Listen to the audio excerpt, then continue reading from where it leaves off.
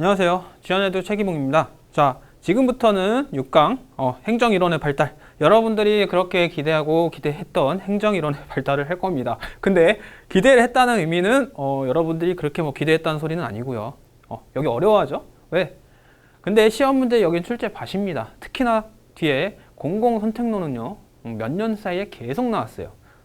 그러니까 그 부분은 꼭 아셔야 돼요. 그래서 따로 설명은 드리겠지만 일단 들어가기 전에 개관을 해드리면 과학적 관리론, 그 다음에 메이어의 인간관계론, 그 다음에 행정 행태론, 중요한 건 이 세 가지입니다. 그리고 신행정론까지, 신행정학 또는 신행정론, 그 다음에 뭐 뉴거버넌스 등등 그런 것들에 대해서 배울 강의인데 지금부터 제가 하는 말씀 잘 듣고 잘 따라오시면 돼요. 왜 그러냐면 여기부터는 정말 좀 어렵습니다. 머리도 써야 되고, 그래서 앞에 1에서 5강까지 배웠던 것들 있죠. 그게 다 종합해서 여기에 다 종합돼 있어요. 보시면 압니다. 자, 그럼 지금부터 가보실까요?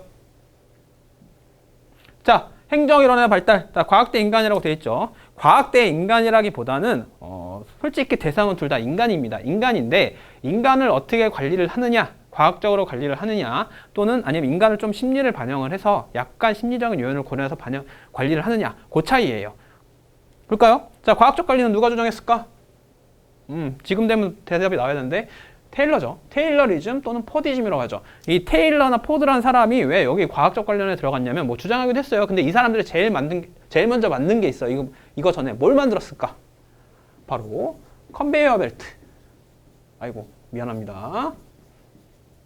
컨베이어 벨트라는 걸 만들었어요. 이게 컨베이어 벨트가 어떤 거냐면 이렇게 둘 돌아가. 그러면 여기 사람 A, B, C, D라는 사람이 있는데 A가 뭔가 부품의 하나를 조립하면 B라는 사람이 요걸 받아서 다음 걸 조립하고 C라는 사람이 받아서 그 다음 걸 조립하고 계속 이렇게 돌아갑니다. 돌아가다 보면 여러분들 잘 생각해봐. 인간적인 면이 없어. 그냥 기계적 같지. 기계처럼 일을 해야 돼. 그냥 부품만 계속 갖다 놓은 거야. 어떤 일이 일어날까? 몰인간성. 그런 문제가 좀 발생하겠죠. 보시면 소점, 공식구조의 설계. 왜 공식구조의 설계라고 했을까요? 이런 거, 컨베이어 벨트. 돌아가는 과정 또는 돌아가서 부품을 넣는 과정들을 어떻게 설계를 하느냐, 이거죠. 그 다음에 관리 방식, 명확한 목표가 있어야 되고 반복적 훈련. 왜? 컨베이어 벨트 그냥 똑같은 거 계속 넣는 거야. 그 자리에서 그 자리에서 이 부품만 계속 넣어야 돼. 이거 안 하면 이 다음 사람이 못 받아. 그지? 계속 돌아가는 하나의 링크드인 된 거죠. 사람들끼리. 내 심리적으로 링크드인 된 게 아니라 기계적으로 링크드인 된 거야. 이해되지? 그래서 반복적 훈련, 그 다음에 동기부여, 경제적 보상. 아까 처음에 제가 언급을 했었을 겁니다. 여기서 말고 3강인가 4강에서 테일러라는 사람이 있었는데 행정 이념하면서 그 사람은 가장 중요한 건, 인간에서 가장 중요한 거는 돈이다. 그래서 경제적 보상, 돈을 주면 기계처럼 부려먹어도 된다, 이런 생각을 가지고 있었습니다. 조금 약간 스토리상 안 맞는 부분은 있지만 뭐 솔직하게 얘기합시다. 어거지는 아닙니다. 솔직히 그렇게 주장을 했기 때문에 이 컨베이어 벨트 이런 걸 만든 거겠지. 그지? 이 사람은 그렇게 봤어. 그냥 돌아가면서 돈 많이 번 만큼 가져가라. 번 만큼 가져가. 대신 일하는 노동시간 제한 안 하겠다. 이렇게 된 거야. 그러니까 이 사람들 어떻게 했겠어? 자기는 쉬고 싶은데 돈이야. 이 쉬는 시간 자체도 돈이야. 그럼 계속 그냥 기계처럼 일하는 거야. 14시간, 뭐 12시간, 13시간, 14시간 이렇게 계속 일해. 이거 과연 인간적일까요? 아니죠. 그 다음에 중요한 가치, 기계적 능률성. 지금 제가 말한 게 기계적 능률성입니다. 이거랑 두 개랑 연관돼 있어요. 잘 생각해 보세요. 내가 일한 만큼 돈을 가져가. 그치? 내가 일한 만큼 돈을 가져가기 때문에 그만큼 돈을 벌어. 계속적이야. 계속 반복이야. 근데 같은 것만 계속 하는 거야. 앉아서 똑같은 거 한번 실험해 볼까요? 여러분들 앉아서 공부 얘기하는 거 아닙니다. 똑같은 거 6시간 이상 반복해 보세요. 어떻게 될까, 사람이? 돕니다. 농담하는 거 아니에요. 그래서 사람들끼리 얘기도 못하고 그냥 계속 그 일만 하면 미쳐버리죠. 그런 것 때문에 메이어가 이걸 좀 비판을 했어요. 옆에서 배울 거예요. 그 다음에 학문적이요. 고전적 행정학의 기틀을 마련했고, 한계, 폐쇄적인 환경관. 왜? 보시면 여기 이거 보이죠? 컨베이어 벨트. 공장이란 공간 안에서 그냥 갇혀있죠. 컨베이어 벨트. 다음에 공식 구조만 중시, 폐쇄적인 인간 환경관 때문에 이거랑 연관되어 있는 겁니다. 다시 한번 얘기할게요. 전 발음이 뭉개지는 거 죄송합니다. 자, 폐쇄적인 환경관 때문에 다른 걸 갖다 쓸 수가 없어. 그러다 보니까 공식적인 구조만 중시를 해. 왜? 이 컨베이어 벨트 정해진 절차에 안 따르면 어떤 일이 발생할까요? 다음 사람이 일을 못하지. 그럼 이 사람은 돈 못 벌지. 이렇게 되는 거예요. 간단하게 설명했습니다. 그래서 경제적 욕구에 의해서만 지배되는 편향된 인간관이에요. 경제적 욕구. 그러니까 욕심에 의해서만 지배되는 인간관으로 봤는데 이건 솔직히 얘기하면 이 과학적 관련한 이 테일러라는 사람의 주장이지 솔직히 여러분들 지금 이렇게 일하면 일할 수 있을까? 난 안 할 거야. 돈을 아무리 많이 줘도 이렇게 못해. 왜? 나는 인간적인 가치가 중시하는 거거든. 그러니까 나는 인간적인 삶의 질이 중요해. 그런 사람들 못해요. 이때 당시에는 근데 이때는 산업혁명이래. 이때 당시에는 근데 경제적 욕구가 가장 중요하긴 했어요. 그래서 돈을 많이 벌어야 됐거든. 자, 그 다음에 조직의 기계와 비인간화를 조장. 자, 몰인간성, 비인간화. 똑같은 얘기죠. 이렇게 됐고. 자, 인간관계론. 그래서 이 테일러라는 사람이 주장한 거를 까고 들어간 거예요. 그냥 깠다, 비판했다는 거예요. 자, 호선 실험. 메이어의 호선 실험인데 이거는 호선 실험은 솔직히 오염이 되어 있었습니다. 무슨 소리냐면 이 사람들이 자기 실험에 참여할 걸 알고 있었어요. 알고 있었고 어떤 내용으로 통제될 걸 알고 있었어요. 그러면 실험이 제대로 나올까? 안 나오지. 그것 때문에 비판받아요. 솔직히 얘기하면. 그래서 이 호선 실험의 그 비판 때문에 폐쇄적 환경관이 공통적으로 들어가는 겁니다. 왜? 이 폐쇄적 환경관으로 이거 솔직히 인간 심리를 조장하려면은 자기가 무슨 실험에 들어가는지 어떤 식으로 통제를 받는지를 알면 안 되거든. 근데 무슨 실험에 들어가는 건까지는 알면 좋아. 왜? 그냥 이 정도 실험하구나. 그리고 사람 모으니까. 근데 어떻게 조작을 하는지까지 알려주면 결과가 제대로 나올 수가 없잖아. 그건 뭐 폐쇄적인 거지. 이미 결론을 정해놓고 실험을 하는데 당연히 그 결과대로 나오는 거 아니야? 그죠? A라는 실험 컵에 B라는 걸 탔더니 C라는 게 나왔더라. C라는 거 나온 걸 알고 그럼 A라는 거에 다시 B라는 걸 또 탔더니 C라는 걸 나와. 똑같은 거죠. C라는 게 나올 걸 알고 있으면서 이 B라는 원인 변수 같은 거를 다 조작을 한 거예요. 그냥. 그치? 이해되죠? 자, 그래서 사회적 인간관, Y론적 인간관인데 그냥 이거 쉽게 얘기할게요. 그냥 S라고 하시면 돼요. 얘는 X 인간관 아니야 인간관이고 수동적인 인간관을 X고 그 다음에 약간 좀 긍정적 인간 심리를 반영한 걸 Y론이라고 그래요. 그냥 간단하게 설명한 겁니다. 예전에 우리 Y세대라고 본 적 있죠? S세대. 저도 나이 얘기 나오는구나. 이 Y세대 중에 한 명입니다. 자, 그래서 비공식적 구조의 사회적 규범 중시. 비공식적 구조의 사회적 규범 중시. 자, 이거 다른 말로 하면 뭘까요? 인간 심리를 중요시했다. 라고 보시면 돼요. 다음에 사회적 욕구의 충족 등 비경제적 보상. 맞죠? 인간 심리. 이런 것들. 뭐 사회적 욕구라는 거, 뭐 인정받고 싶은 욕구, 그런 것들, 신뢰. 그런 것들 얘기하는 겁니다. 자, 이거 총론에서 뭐랑 겹쳐? 사회적 자본이랑 약간 엇비슷하지? 그렇게 보시면 돼요. 다음에 사회적 능률성. 말했죠? 이 사회적 능률성이라는 것은 사회적 욕구의 충족. 요걸 얘기하는 겁니다. 자, 그 다음에 신고전적 행정학의 형성을 했고, 앞에 보면 고전적, 그죠? 보이죠? 다음에 폐쇄적 환경관. 공통적 이미지. 아까 이거 왜 폐쇄적인지 얘기했고, 다음에 하향적 통제 방식의 유지. 이것도 비판받는 거죠. 그냥 이거 실험 예를 들었잖아. 호선 실험에서 이미 알고 있으니까 너희는 이렇게 행동해. 이미 정해놓고 실험을 한 거야. 이게 과연 제대로 된 결과가 나와? 안 나오지. 이 C라는 결과를 나오기 위해서 그냥 B라는 원인을 다 통제를 한 거예요.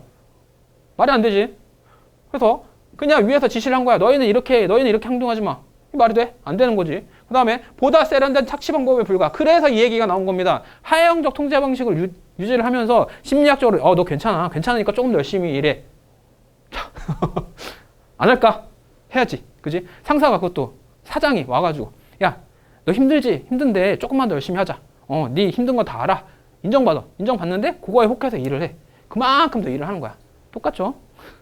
그냥 방식만 다른 거지. 똑같죠. 노동력 착취하는 건. 그 다음에 이원론적 인식의 한계. 인간의 복잡한 측면을 보지 못함. 왜? 그냥 심리인지 기계인지 사회인지 요것만 봤거든. 간단하게 얘기한 거예요. 여기 보시면 사회적 욕구, 그 다음에 여기 경제적 보상. 기계적 능률성, 사회적 능률성이잖아. 나눠서. 그치? 그 다음에 공통점은 폐쇄적 환경관. 이거 중요합니다. 그 다음에 생산성 향상을 위한 관리 기술에 불과하다. 요게 얘기가 나오죠. 생산성 향상을 위해서 폐쇄적 환경관을 조성을 했고 거기에서 이제 세련된 착취 방법으로 조금 더 노동력 착취를 한 게 바로 인간관계론입니다. 그래서 비판 많이 받아요. 특히 이 호선 실험. 아까도 얘기했죠. 이미 조작된 실험이야. 그거 갖고 어떻게 결과를 도출해? 단지 이 인간관계론은 노동을 조금 더 편하게 아니면 조금 더 사람을 부려먹기 쉽게 만들어 놓은 이론에 불과해요. 그래서 비판을 많이 받아요. 아셨죠? 자, 다음 넘어갑니다. 자, 행정이론의 발달. 두 번째, 행정 행태론. 여기만 나오면 아주 짜증나. 근데 여러분들 지금 제가 말하는 거 이해할 수 있어야 돼. 자, OX인지 아닌지 한번 맞춰보세요. 사이먼은 행정 행태론을 주장한 사람은 하버트 사이먼이라고 학자가 이 한 명이 주장을 했습니다. 뭐라고 했게? 가치와 사실을 둘 다 연구를 하되 가치와 사실을 구분하여 사실만을 결과 대상으로 한다. 사실만을 연구 대상으로 한다. 또는 사실만을 결과를 낼 때 사실만을 기준으로 판단을 한다. OX. 옵니다. 가치와 사실 둘 다를 연구하긴 했어요. 사이먼은 둘 다 배제한 게 아니고 연구를 했는데 결론적으로 뭔가 결론을 낼 때는 사실만. 이거는 아셔야 돼요. 왜? 시험 문제에 많이 등장했거든. 미친 듯이 등장한 게 바로 이겁니다. 가치와 사실 구분해서 그냥 사실만 연구했다. X입니다. 근데 가치와 사실 구분한 거 연구한 건 맞다. 단지 둘 다 연구 대상으로 보면서 결론을 낼 때는 사실만을 기준으로 판단했다. O. 자, 표현이 조금 달라졌죠. 이 표현 달라진 거 정확하게 이해하셔야 됩니다. 자, 봐요. 행정 행태론 사이먼의 administrative behavior. behavior 그냥 행태란 뜻입니다. 행동 양태란 뜻이에요. 뭔 뜻인지 지금 설명 안 할 겁니다. 물론 이 정의를 아셔야 되는데 정의를 지금 해봤자 여러분들 머릿속에 안 들어가. 그냥 여기 들어가 있는 거 이 내용만 하시면 돼. 저도 예전에 행정학 처음 배울 때 이 행동 양태가 뭔가 행태가 뭔가를부터 먼저 배웠어요. 근데 소용없어요. 왜? 시험 때는 안 나와. 요새는 이런 걸 물어보는 게 아니고 조금 더 깊은 이해를 하는 것들을 물어보니까 그거를 위주로 설명을 드릴게요. 자, 봅시다. 9번, 고전 원리 비판. 자, 행정학 연구에 과학적 연구 방법론을 도입한 겁니다. 기존의 행정학들은 너무 가치를 중시하거나 또는 처음에 행정학 등장했을 때 역관주의 폐해 때문에 관리성을 중요시했죠. 근데 그런 것들 다 보니까 봐요. 이런 과학적 연구 방법이 아니라 그냥 막 주먹구구식이더라. 이런 식의 비판을 했습니다. 그래서 가치와 사실을 구분하자. 가치, value와 사실, 팩트라고 하죠. 팩트. 팩트를 분리하고 사실을 대상으로 가치 중립적 연구를 지향하는데, 자, 여러분 봐요. 나중에 이따가 배울 텐데 사이먼은 발음 또 뭉치네. 미안합니다. 방법론적 개체주의 입장을 취하였습니다. 이게 무슨 뜻이냐? 전체를 보는 게 아니고 구성원 하나하나의 요소를 봐서 그 사람의 특성을 파악하겠다. 그래서 일반적인 결론을 도출하겠다. 이게 방법론적 개체주의예요. 그럼 전체를 다 보고서 특성을 파악하는 거지. 그럼 봐요. 개체주의는 개개인을 중시를 하지만 전체주의는 개개인을 무시하겠네. 이 차이가 있습니다. 왜 지금 여기서 이걸 설명드리냐면 이 사람 자체가 방법론적 개체주의를 취했기 때문에 사실 행태만을 연구를 했어요. 그죠? 보이죠? 그래서 이 팩트가 가장 중요한 겁니다. 이 사람한테. 근데 아까 설명드린 것처럼 밸류와 팩트를 구분해서 연구는 했지만 둘 다 연구를 한 건 사실입니다. 근데 결론 낼 때만 이 팩트를 중요시한 거예요. 팩트. 다시 한번 얘기합니다. 팩트 중요합니다. 자, 그 다음에 방법론적 개체주의 여기 나오네요. 집단 고유의 특성을 인정하지 않는 방법론적 개체주의 입장을 취했다. 자, 집단 고유의 특성을 인정하는 건 그럼 반대로 뭐라고? 방법론적 전체주의겠지. 자, 이 전체주의, 개체주의 뜻은 꼭 아셔야 돼요. 이 연구 방법 중에 행정학을 연구하는 방법 중에 두 가지 요건이 있는데 바로 그 두 가지 요건 중에 하나가 개체주의, 전체주의입니다. 이거는 지금 이 강의 내에서는 다루진 않을 거예요. 왜? 깊은 데다가 그리고 이거 하려면 시간이 좀 걸려. 그러니까 차라리 그냥 간단하게 지금 알고 가는 게 수험 적합해요. 아셨죠? 그 다음, 계량적 분석. 팩트, 사실만을 기준으로 하기 때문에 계량적 분석이 가능하다고 본 거죠. 왜? 가치를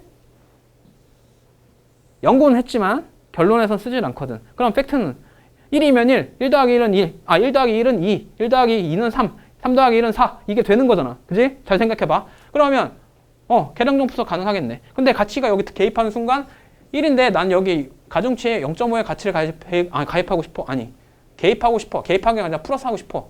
근데 이 가치가 눈에 보이는 가치가 아니야. 이게 측정이 돼? 안 되지. 이해했죠? 그래서 계량적 분석, 이 팩트에 기반하는 결론이기 때문에 계량적 분석이 가능하다고 하는 겁니다.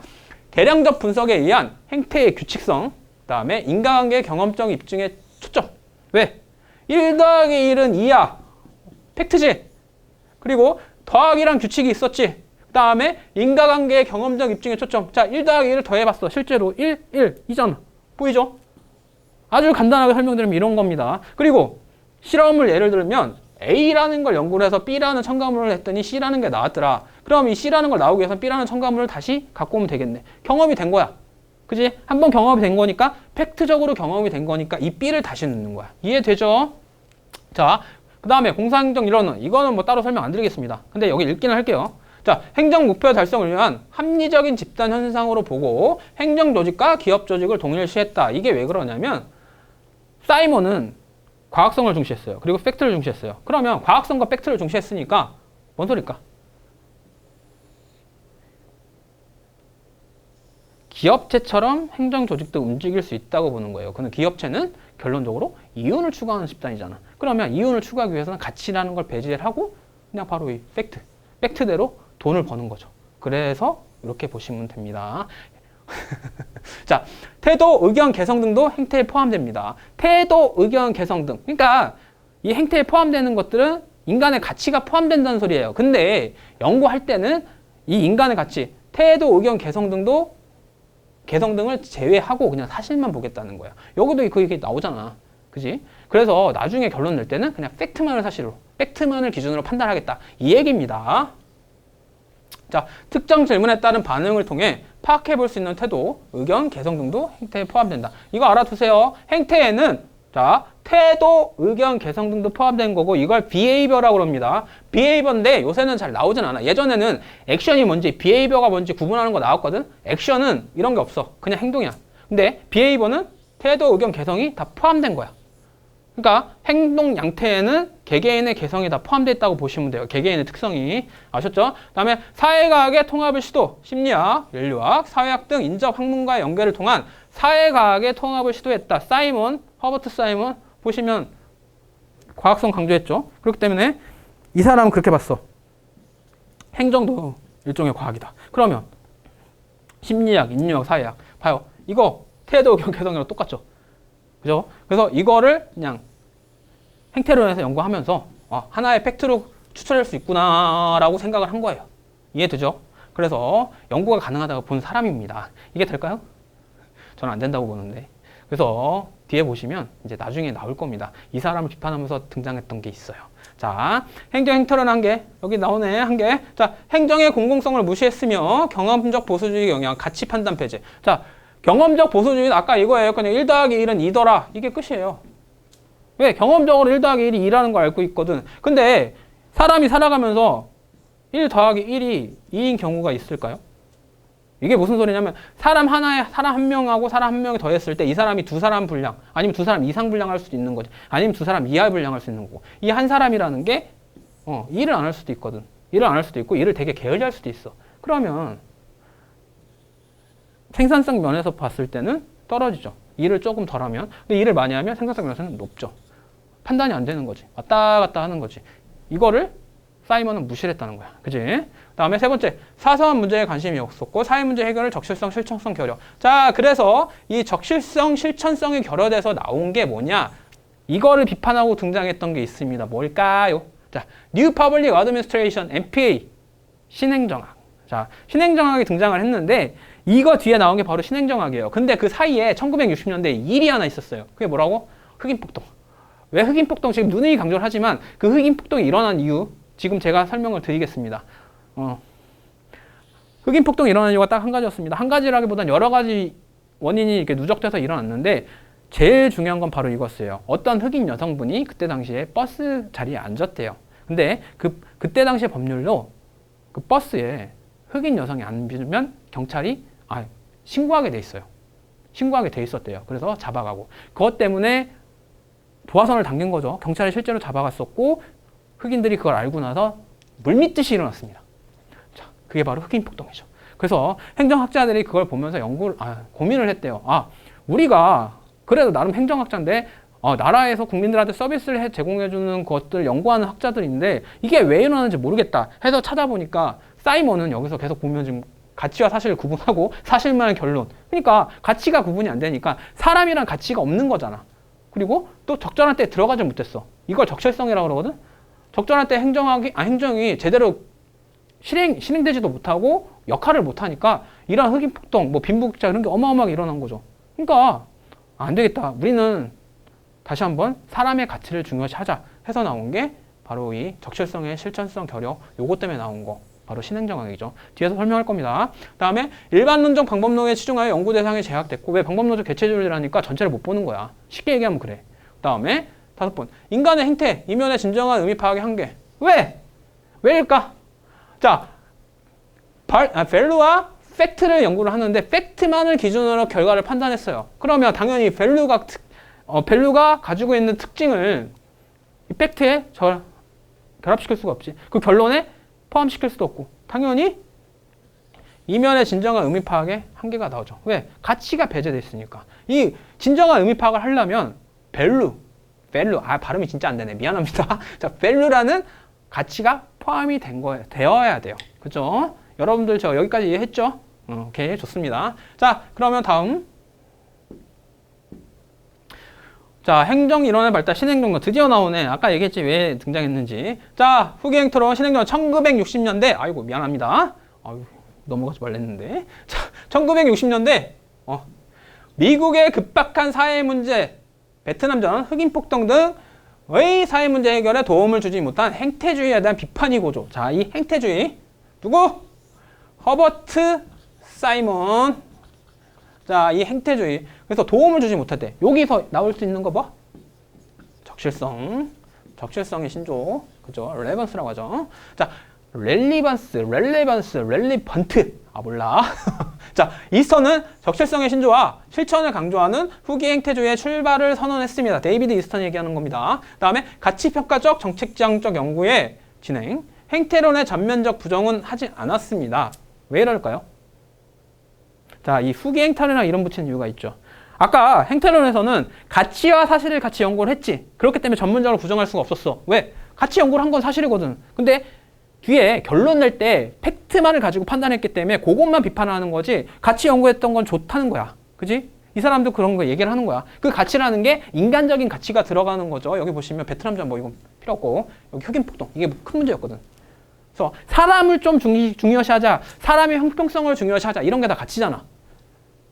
그래서 행태론의 전면적 부정을 하지 않았습니다. 하지 않은 게 아니라 못한 거야. 가치를 연구를 했으니까. 그거.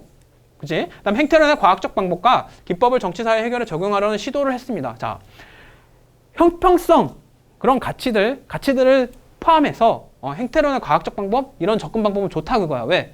행정도 측정이 가능해야 이런 거 적실성의 신조를 어느 때 아니면 적실성 같은 거를 어느 때 적용할 수 있을지 그걸 판단할 수가 있다고 봤거든. 그래서 방법과 기법을 정치사회에 해결하는 적용하는 시도했던 게 바로 그 이유입니다. 이해되죠?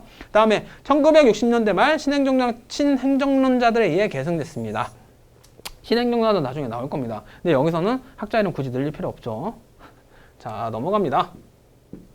그래서 신행정론 New Public Management NPM이네. 매니지먼트. 이 매니지먼트가 아니라 이거 잘못됐습니다. 못해놨네요. New Public Administration입니다. MPA. 아니 맞구나. 미안해요. 좀 꼬였네. 신행정론 New Public Management의 특징입니다. NPM의 특징이에요. 자, 신행정론. 아까 신행정학이랑은 다른 거야. 제가 착각을 했어요. 죄송합니다. 자, 1968년 시라쿠스입니다. 자, 시라쿠스 대학에서 왈도를 중심으로 미너브리크의 개최, 마리니의 신행정학을 지향하여 저서 발표를 했고, 문제지향적, 그 다음에 저서 발표, 그다음에 문제지향적, 처방적, 실천적인 행정 연구의 방향을 모색했으며, 형평성에 갖추어 행정의 사회적 책임을 강조했습니다. 응?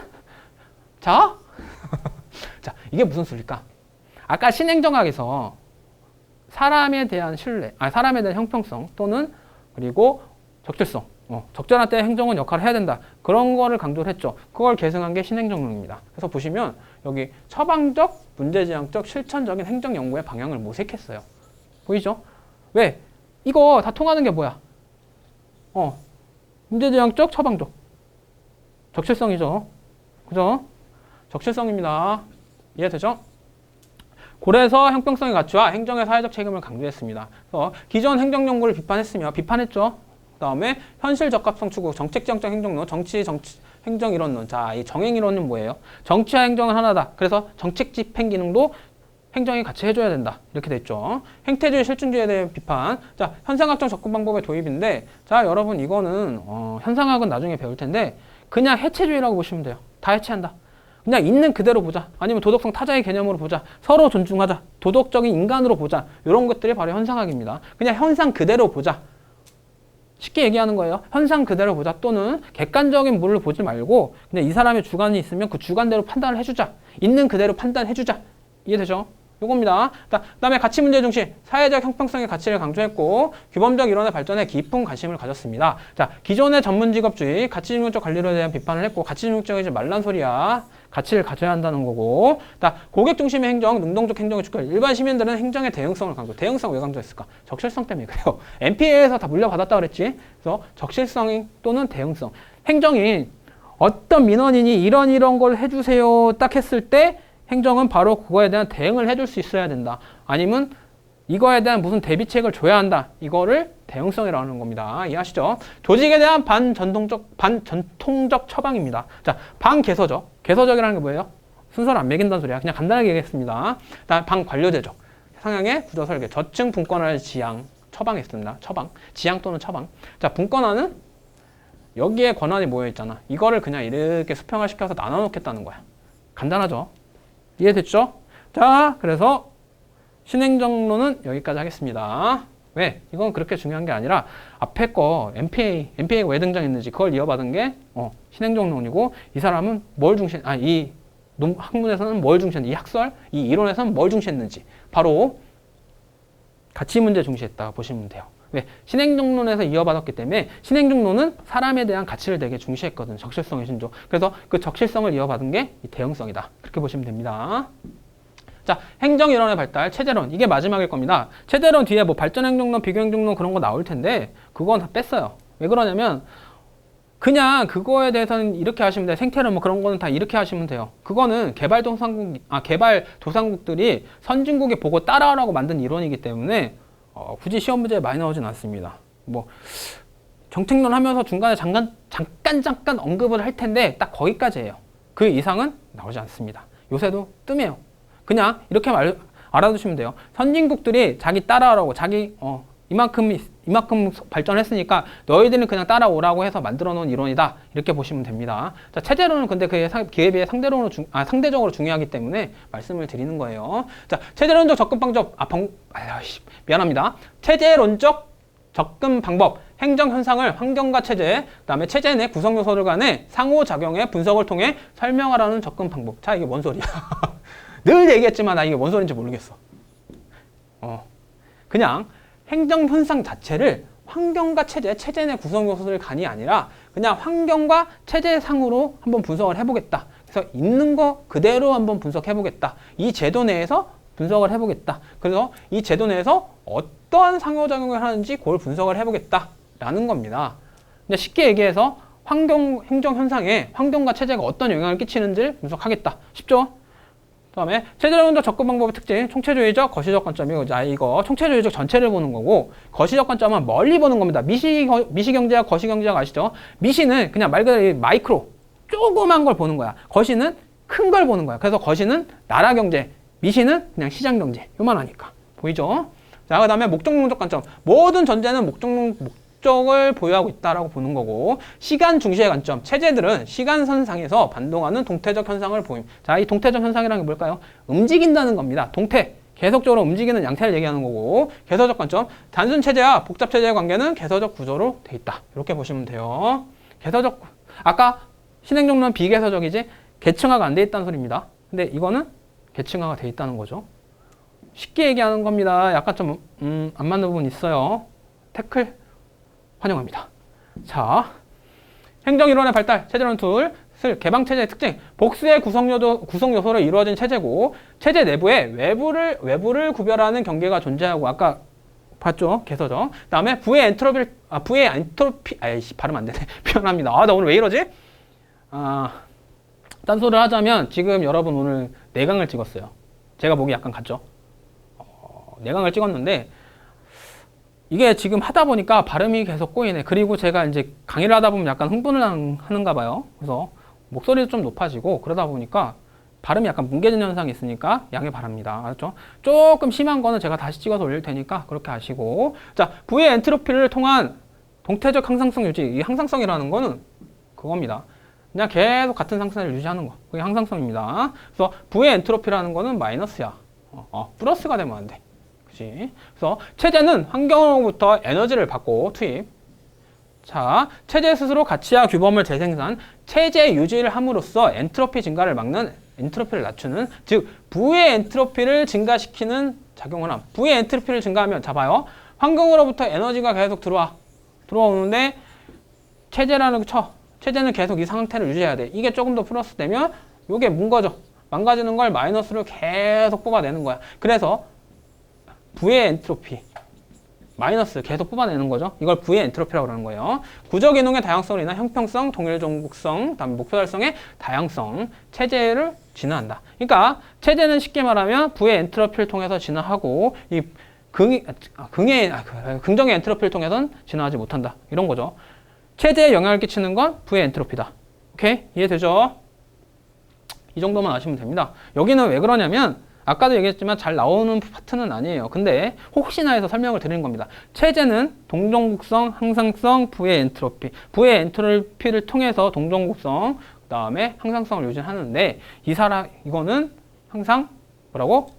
엔트로피를 감소시키는 거야. 그러니까 V의 엔트로피를 증가하니까 결론적으로는 엔트로피를 그냥 감소시키는 거야. 환경으로부터 계속 영향을 받는 거야. 플러스의 영향을 받는데 그걸 이 체제 내에서는 마이너스로 뽑아내는 거예요. 이해되죠? 넘어갑니다. 자, 그래서 행정이론의 발달. 마지막이 아니네. 이게 중요하네. 자, 공공선택론. 이거 정말 중요하니까 여러분 6강은 여기서 끊을게요. 이 공공선택론 아까도 언급드렸지만 여기서부터가 정말 중요한 개념입니다. 그리고 이거 모르면 시험 문제 잘 못 풀어요.